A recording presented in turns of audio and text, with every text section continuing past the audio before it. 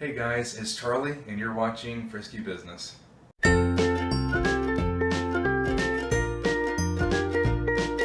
Today we're starting a new show, if you will, and today you're going to be cooking with me today, and we're making cheeseburger pie. This is a very easy meal. It's a little time consuming just for the sake of prep and baking, but it's very filling, very good for families, or hell, even if you're having a party, just cook a couple of them and then it's ready to go by the time your friends are ready to eat. So to get started, here's what you'll need. So today I'm actually going to be doing 2 pies. So I will try and give the ingredients for 1 pie, but I'm going to be doing 2. First thing you'll need is just regular pie crust, frozen pie crust. They usually come in 2 packs. You can get this at Walmart, Aldi, wherever you want to go, your local grocery store, not expensive.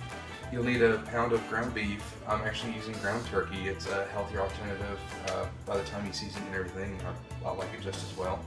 And it's also a lot leaner, so there's a lot less grease you have to deal with later. A cup of cheddar. I usually use mild. You can use medium or sharp. All-purpose flour or Worcestershire sauce. Or sauce, as some people say it. Black pepper and salt. Yellow onion, or white if you prefer. Tomato, if you like tomato on your burger. Sliced dill pickles. And one other thing you'll need is a mixing bowl to mix the ingredients together. So really what it comes down to with the cheeseburger pie is literally taking cheeseburger and putting it into pie form. I mean, everybody likes a good cheeseburger, everybody likes pie, so why not combine the two? So pretty much as far as, the tomatoes, the onions, the pickles, it pretty much comes down to what you like on your burger. I do not recommend cooking lettuce on the burger. It's just going to come out nasty. First step to any cooking procedure is always start with washing your hands.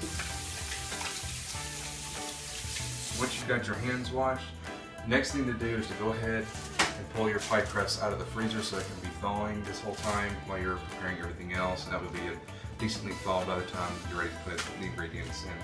Alright, you also need to preheat your oven for 400 degrees. Next, you need to dice up the onion. I've already got it pre-peeled. Generally speaking, if you want to put it in a measurement, you want about half a cup of diced onion per pie, or a quarter of an onion, generally speaking, as far as I've found. But really it just comes down to how much onion you like with your meat.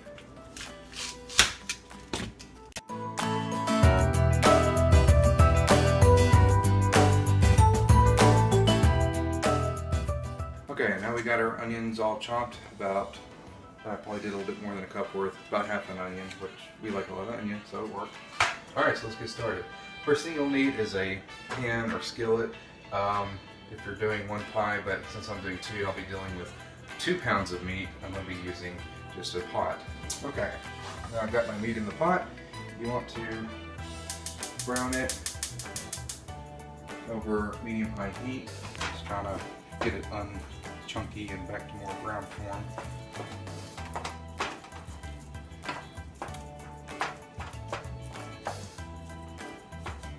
You want to cook the meat with your onions. Put your onion in there with it.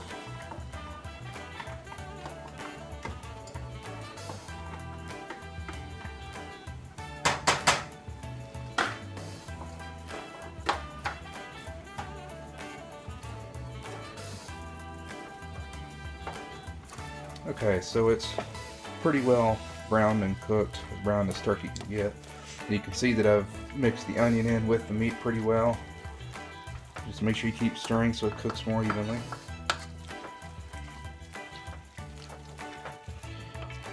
And I'm going to shut that off. And then I need to put a lid for it. Now, normally I would recommend using a strainer to remove the excess juices. However, since I'm dealing with 2 pounds of it, I'm going to get it a different way. This is not really grease, it's more water. But if you ever do, I don't know if you know this, but if you ever do put grease down a drain, make sure you're running hot water through first, because it'll keep it melted as it goes through.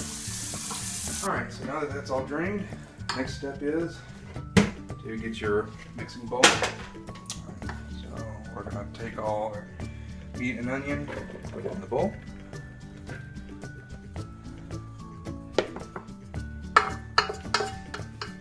The next thing is to season it. Now the original recipe does call for Worcestershire sauce, however the hell you pronounce it. I do tend to use Worcestershire sauce when I cook regular burgers just for flavor. So we're going to add it here. Again, just as a measurement, about a tablespoon per pie or per pound of meat and onion. But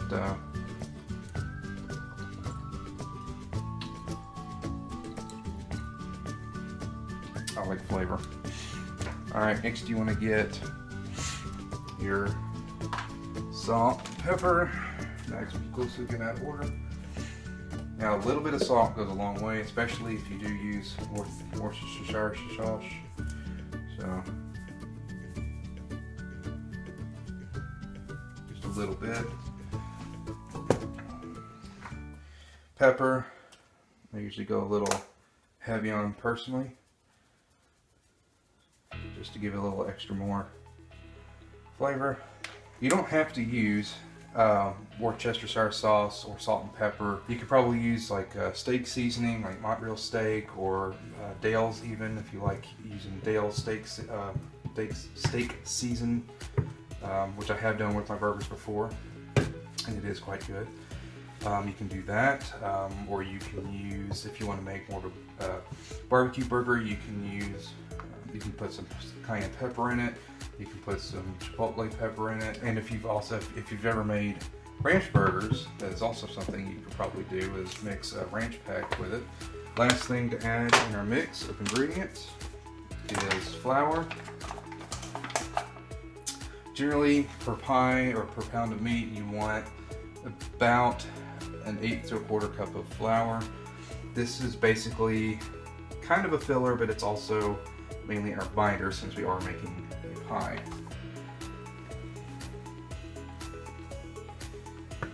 So as you can see, it's still pretty loose, but as you mix flour into it, it starts to all clump together. Since I am doing 2 pies, you're basically just splitting it evenly. So just put it all in there.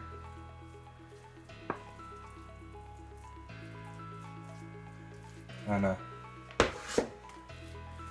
work it in like you would a normal pie filling.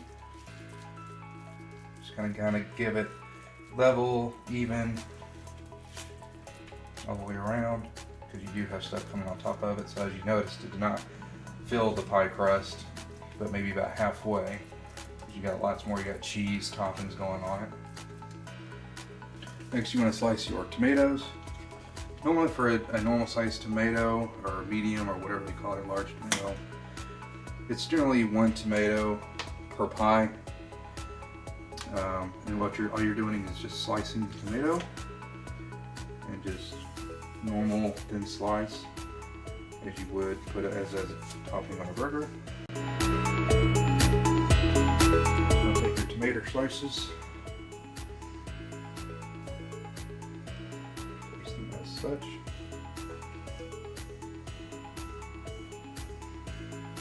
Next up, your sliced Hamburger dill pickles. And you just put your pickle on top of the pie.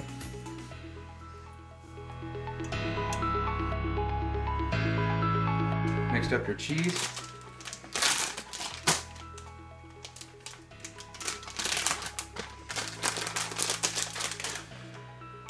You don't need a thick layer, just enough to kind of cover it. I'm trying so desperately not to.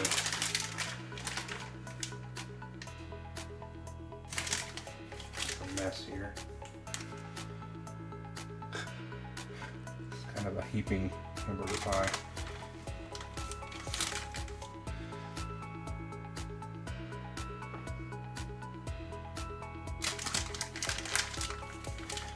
And generally speaking, 1 pie takes about a cup of shredded cheese. You can also use sliced cheese if you so prefer. Alright, and once you got them cheesed up, go ahead and stick them in your preheated oven, preheated to 400 degrees.